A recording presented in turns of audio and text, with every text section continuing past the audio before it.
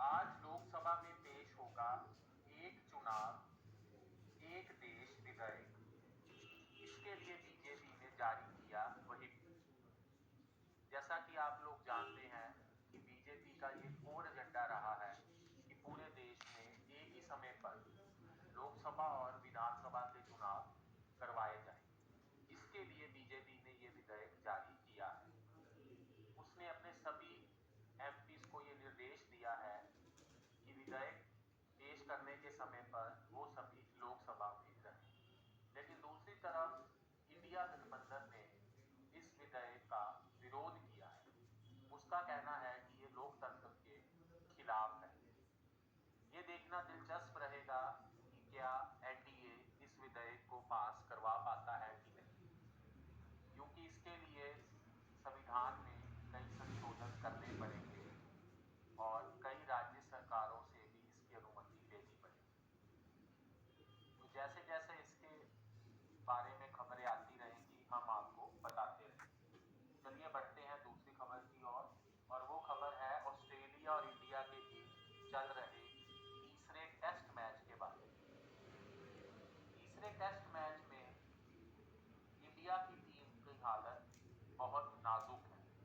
वो लगभग follow on के कगार पर है। आपको बताते चले कि ऑस्ट्रेलिया ने अपनी पहली पारी में 445 रन बनाए थे और भारत की पारी लड़खड़ा चुकी है। उसके 6 विकेट गिर गए हैं और 167 रन ही वो बना पाया है। तो लगता है कि उसके लिए ये टेस्ट मैच बचाना मुश्किल हो जाएगा। और आपको बताते चले ये टेस्ट मैच गाबा की पिच पर खेला जा रहा है। इससे पहले अभी तक गाबा के मैदान में भारत ने 7 टेस्ट मैच खेले हैं और सिर्फ 2 पे वो विजयी रहा है। तो रिकॉर्ड भी देखा जाए तो इस मैदान में भारत का रिकॉर्ड इतना अच्छा नहीं है। तीसरी खबर, दिल्ली की हवा जहरीली फिर से बढ़ गई है और AQI उसका 500 की ओर बढ़ रहा है। जैसा आपको मालूम है कि दिल्ली की हवा बिल्कुल जहरीली हो चुकी है।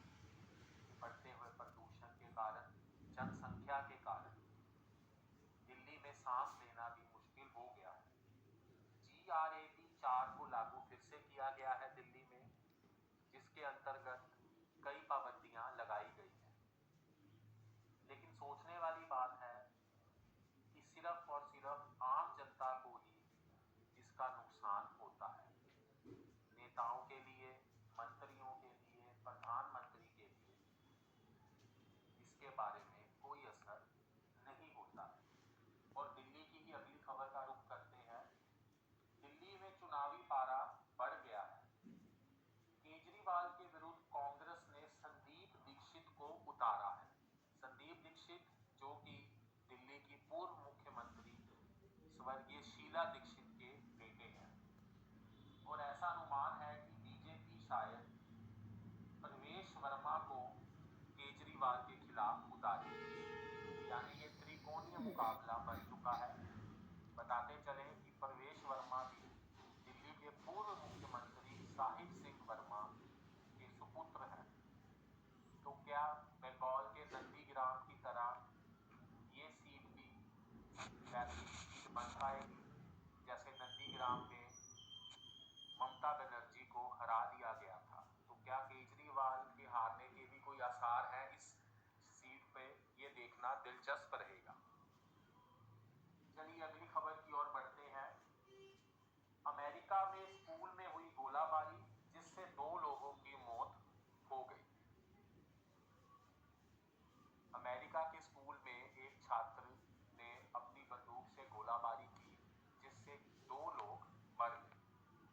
पहले भी ऐसी बहुत खबरें अमेरिका के और कनाडा के स्कूल से आती रही हैं, जिसमें छात्र स्कूल में बंदूक वगैरह लेके जाते हैं और लोगों को मार देते हैं। अगली खबर आपकी प्रिय मूवी पुष्पा 2 से जुड़ी हुई है। पुष्पा 2 ने अब तक 1400 करोड़ का बिजनेस कर लिया है और इसका बिजनेस अभी तक थमने का नाम नहीं ले रहा है। साउथ में, नॉर्थ में, पैन इंडिया ये पिक्चर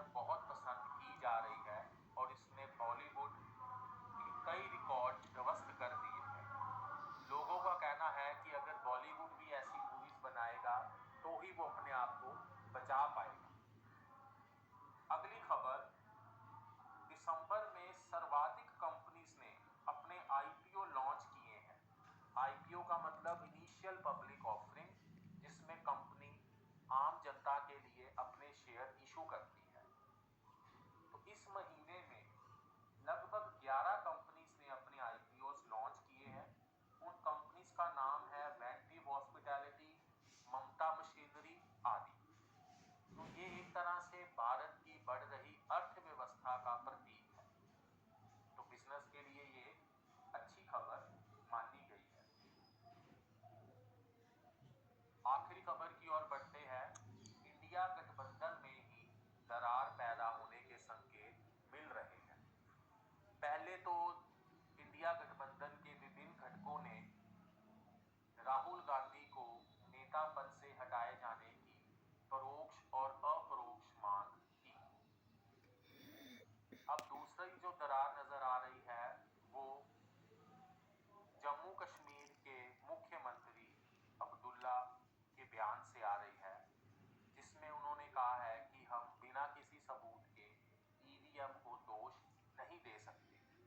जैसे आपको मालूम है कि पिछले कुछ अरसे से कांग्रेस ईवीएम पर गड़बड़ी का आरोप लगा रही है, लेकिन जम्मू कश्मीर के मुख्यमंत्री ने ये बयान दिया है कि अगर कांग्रेस पार्टी के पास कोई सबूत है तो ही वो ईवीएम पर कोई आरोप लगाए।